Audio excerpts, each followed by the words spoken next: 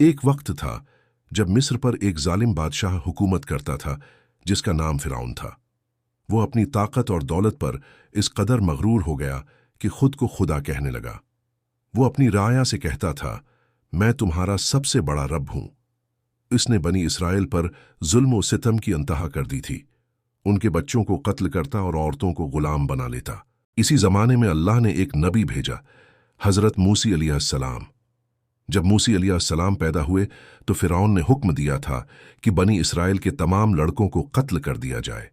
अल्लाह ने मूसी की वालदा के दिल में उल्हाम किया कि वो अपने बच्चे को एक संदूक में डालकर दरिया में छोड़ दे।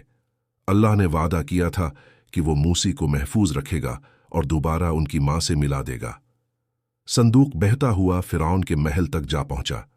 फिरौन की बीवी आसिया ने मूसी को देखा और कहा, ये बच्चा हमारी आंखों की ठंडिक है, इसकी जान मत लो। यूं अल्लाह ने मूसी को उनके दुश्मन के घर में पनाह दी। मूसी अलैहिस्सलाम फिरौन के महल में पले बढ़े। जब वो जवान हुए तो इनमें अदल, इल्म और रहम दिल्ली के आसार नमायां होने लगे। एक दिन उन्होंने देखा कि एक कप्ती एक बनी इसराइली पर जुल्म कर रहा है। मूसी ने मजलूम की मदद में एक घूंसा मारा जिससे वो कप्ती मर गया। मूसी को इस पर अफसोस हुआ और वो शहर छोड़कर मदीन की तरफ निकल गए। मदीन में कई साल गुजारने के बाद अल्लाह ने उन्हें वादी मुक़द्दस तौर में नबूत अता फरमाई। अल्लाह ने फरमाया, ए मूसी, मैं तेरा रब हूं, जोते उतार दे, तो मुक़द्दस वादी में है। फिर फरमाया, जा फिरौन के पास जा, वो सरकश हो गया है।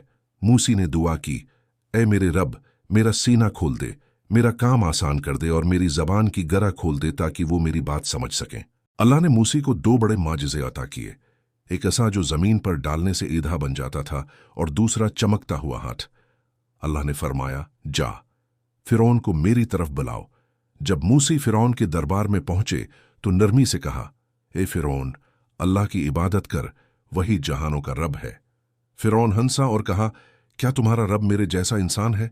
क्या मैं तुम्हारे रब से बड़ा नहीं हूं? फिर उसने मूसी से कहा, अगर तुम सच्चे हो तो कोई निशानी दिखाओ। मूसा ने अपना इसा जमीन पर डाला जो एक जबरदस्त ईधा बन गया। फिर उन्होंने अपना हाथ निकाला जो चमकने लगा। ये देखकर दरबारी खुफिजदा हो गए, मगर फिरौन ने कहा, यह तो जादू है। उसने मुल्क भर से जादूगर बुलाए ताकि मूसी को शिकस्त दे। एक वक्त था जब मिस्र पर एक जालिम बादशाह हुकूमत करता था जिसका नाम फिरौन था। वो अपनी ताकत और दौलत पर इस कदर मगरूर हो गया कि खुद को खुदा कहने लगा। वो अपनी राया से कहता था, मैं तुम्हारा सबसे बड़ा रब हूं। उसने बनी इसराइल पर जुल्म व सितम की इंतहा कर दी थी। उनके बच्चों को कत्ल करता और औरतों को गुलाम बना लेता। उसी जमाने में अल्लाह ने एक नबी भेजा, हजरत मूसी अलैहिस्सलाम। जब मूसी अलैहिस्सलाम पैदा हुए तो फिरौन ने हुक्म दिया था कि बनी इसराइल के तमाम लड़कों को कत्ल कर दिया जाए। अल्लाह ने मूसी की वालदा के दिल में उल्हाम किया कि वो अपने बच्चे को एक संदूक में डालकर दरिया में छोड़ दे। अल्लाह ने वादा किया था कि वो मूसी को महफूज रखेगा और दोबारा उनकी मां से मिला देगा। संदूक बहता हुआ फिरौन के महल तक जा पहुंचा। फिरौन की बीवी आसिया ने मूसी को देखा और कहा, यह बच्चा हमारी आंखों की ठंडक है, इसकी जान मत लो। यूं अल्लाह ने मूसी को उनके दुश्मन के घर में पनाह दी। दीन में कई साल गुजारने के बाद अल्लाह ने उन्हें वादी मुक़द्दस तौर में नबूत अता फरमाई। अल्लाह ने फरमाया, ए मूसी, मैं तेरा रब हूं, जोते उतार दे, तो मुक़द्दस वादी में है। फिर फरमाया, जा फिरौन के पास जा, वो सरकश हो गया है। मूसी ने दुआ की, ए मेरे रब, मेरा सीना खोल दे, मेरा काम आसान कर दे और मेरी जबान की गिरह खोल दे ताकि वो मेरी बात समझ सकें। मूसी अलैहिस्सलाम फिरौन के महल में पले बढ़े। जब वो जवान हुए तो इनमें अदल, इल्म और रहम दिल्ली के आसार नमायां होने लगे। एक दिन उन्होंने देखा कि एक कुप्ती एक बनी इसराइली पर जुल्म कर रहा है। मूसी ने मजलूम की मदद में एक घूंसा मारा जिससे वो कुप्ती मर गया। मूसी को इस पर अफसोस हुआ और वो शहर छोड़कर मदीन की तरफ निकल गए। फिर उसने मूसी से कहा, अगर तुम सच्चे हो तो कोई निशानी दिखाओ। मूसी ने अपना असा जमीन पर डाला जो एक जबरदस्त ईधा बन गया। फिर उन्होंने अपना हाथ निकाला जो चमकने लगा। ये देखकर दरबारी खौफजदा हो गए, मगर फिरौन ने कहा, यह तो जादू है। उसने मुल्क भर से जादूगर बुलाए ताकि मूसी को शिकस्त दे। अल्लाह ने फिरौन पर मुख्तलिफ अजाब नाजिल किए, खून, मेंढक, टडियां, कहट और तूफान, मगर हर बार वो वादा करके मुकर जाता।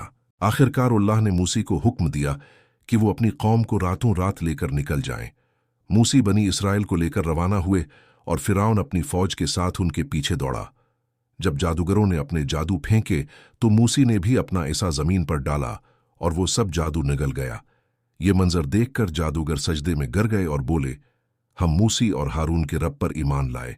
फिरौन गदबनाक हो गया और बोला, मैं तुम्हारे हाथ और पांव मुखालिफ समतों से काट दूंगा मगर वो ईमान पर कायम रहे। जब मूसी और उनकी कौम समंदर के किनारे पहुंचे तो बनी इसराइल ने खौफ से कहा, ए मूसी, अब तो हम पकड़े जाएंगे। मूसी ने कहा, हरगिज़ नहीं, मेरा रब मेरे साथ है, वो मुझे रास्ता दिखाएगा। अल्लाह ने वही की कि अपना इसा समंदर पर मारो। मूसे ने असा मारा और समंदर दो हिस्सों में तकसीम हो गया। पानी दीवार की तरह खड़ा हो गया और दरमियान में रास्ता बन गया। बनी इसराइल गुजर गए। जब जादूगरों ने अपने जादू फेंके तो मूसी ने भी अपना असा जमीन पर डाला और वो सब जादू निगल गया। ये मंजर देखकर जादूगर सजदे में गिर गए और बोले, हम मूसी और हारून के रब पर ईमान लाए। फिरौन गजबनाक हो गया और बोला, मैं तुम्हारे हाथ और पांव मुखालिफ समतों से काट दूंगा मगर वो ईमान पर कायम रहे। अल्लाह ने फिरौन पर मुख्तलिफ अजाब नाजिल किए, खून, मेंढक, टड्डियां, कहत और तूफान, मगर हर बार वो वादा करके मकर जाता। आखिरकार अल्लाह ने मूसी को हुक्म दिया कि वो अपनी कौम को रातों रात लेकर निकल जाएं। मूसी बनी इसराइल को लेकर रवाना हुए और फिरौन अपनी फौज के साथ उनके पीछे दौड़ा। जब मूसी और उनकी कौम समंदर के किनारे पहुंचे तो बनी इसराइल ने खौफ से कहा, ए मूसी, अब तो हम पकड़े जाएंगे। मूसी ने कहा, हरगिज़ नहीं, मेरा रब मेरे साथ है, वो मुझे रास्ता दिखाएगा। अल्लाह ने वही की कि अपना असा समंदर पर मारो। मूसी ने असा मारा और समंदर दो हिस्सों में तकसीम हो गया। पानी दीवार की तरह खड़ा हो गया और दरमियान में रास्ता बन गया। बनी इसराइल गुजर गए। फिरौन अपनी फौज के साथ पीछे दाखिल हुआ, लेकिन जब वो दरमियान में पहुंचा तो अल्लाह ने हुक्म दिया, पानी पलटा, समंदर बंद हो गया और फिरौन अपने लश्कर समीत गरक हो गया।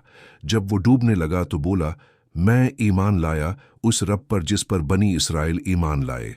अल्लाह ने फरमाया, अब ईमान लाता है, जबकि तो पहले सरकशों में से था।